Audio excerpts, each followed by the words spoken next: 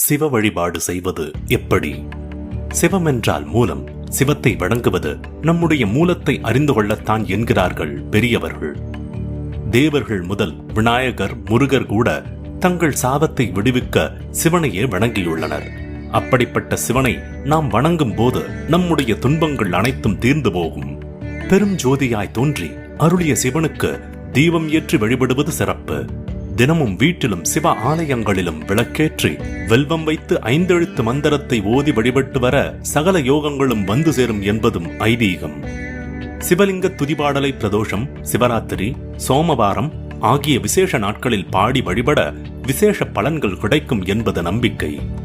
சிவனே சிவனை வழிபட்ட தலமான அருணாச்சலேஸ்வரர் குடியிருக்கும் திருவண்ணாமலையில் ஈசனை வழிபட்டு கிரிவலம் செல்வதால் அனைத்து பாவங்களில் இருந்தும் விடுபடலாம் என்பது ஐதீகம்.